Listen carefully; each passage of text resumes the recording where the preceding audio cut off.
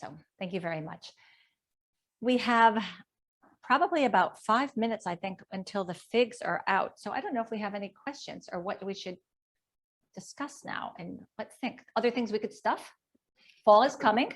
Fall is coming. And it's wonderful to stuff things for the fall because you could bake them in the oven. Some of the most popular things we stuff are peppers.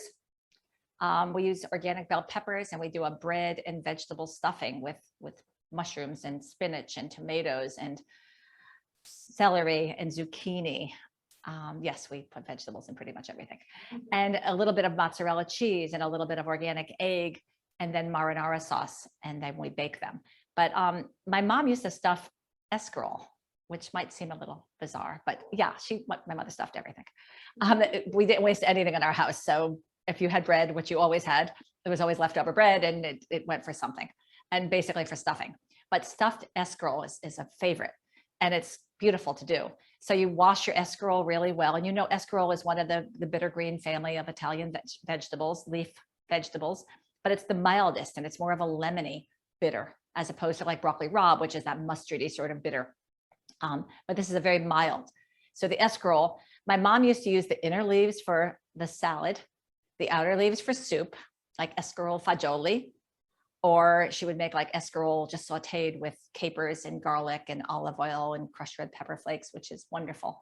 And it's rich in iron and vitamin C and fiber. So it's a healthy vegetable, and it's a great one to introduce to your family. But my mom used to stuff it.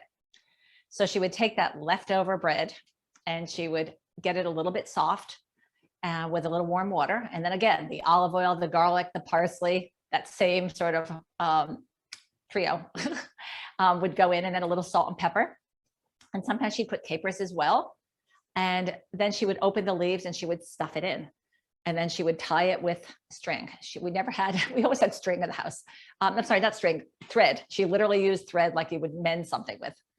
And then you would, of course, unravel it with this little thin thread, but it worked. And then what you do is you take it and you braise it first in a little olive oil. You saute a little tiny bit of olive oil in the pan in a skillet, and you sort of brown either side, like barely golden brown each side. And then you cover it with some water, and then you bring it to a simmer and you let it cook. But that's why you want to tie it up really well, so you don't let that delicious bread stuffing come out. And then you would cook that with a cover until the greens are cooked, which is maybe around 20 minutes.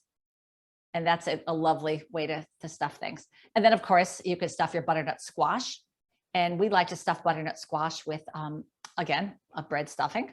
But we also put apple juice in it, and we put fennel seeds, and we put chopped apples, and we put chopped onion and Italian vegan sausages, which is delicious in it.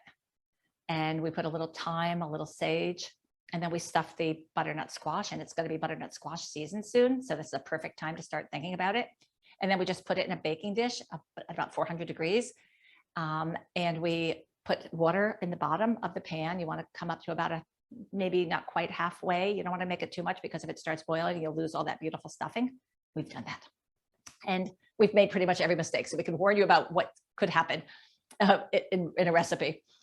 And then you cover it with foil, cover tightly with foil, and you bake it in the oven. Oops. Thank you. Hey, Google. Okay. Hey, Google, please stop. I was not intended for technology. Okay. So, oh, yes. One quick question. Can you just talk quickly about how you get to the heart of an artichoke? Okay, of course. So with the artichoke, after you take your leaves off, so you're going to get all your leaves off, and you're going to eat them all by drawing them through your teeth, your upper teeth. And then you're going to save your leaves. You're going to be throwing them away, but you want to keep them aside in a plate. And then you get to the bottom, and you're going to have these little tender, sort of silky leaves, and the little lavender ones that we left in as well. Again, you hold the leaf by the end, and you, again, pull that flesh, any flesh that's on it, or just kind of suck out the juices, which is wonderful. And then you're going to lift it, take it away. And then you're going to have the heart left, but it's going to have the choke over it, because we did not remove the choke, which is not a big deal. You take a butter knife or take a fork and just slide it, because you're going to have like two layers. You're going to have the choke, and you're going to have the heart. And you can clearly distinguish the two, because one is a little hairy devil, and the other one is sort of like this beautiful pulp that you can't wait to eat. And then you're going to take your knife and you're going to slide it underneath and just literally take it off. And it comes off like almost like a disc. And then you're going to go at the heart. Okay. One lady at the restaurant one time asked for a little bag. And I said, "You're not eating the heart?" She said, "I felt bad having this beautiful artichoke. I'm bringing the heart home to my husband." I thought, oh, that is one nice lady. Okay. So we have right now, our timer went off. So we're going to take our figs out of the oven. So I'm going to turn off the heat because I'll forget otherwise. And we're going to pull out our plate. And I'm going to put it right on top of the wood. And see how nice. And the chocolate is all soft. Let's see. Oh, yes. Okay. And then what we're going to do is we're going to put it onto a serving plate.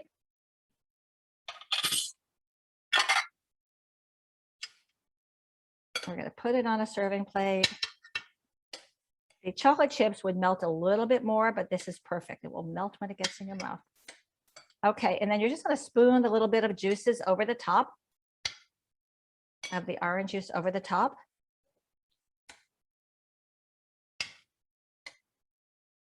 And again, it's delicious warm.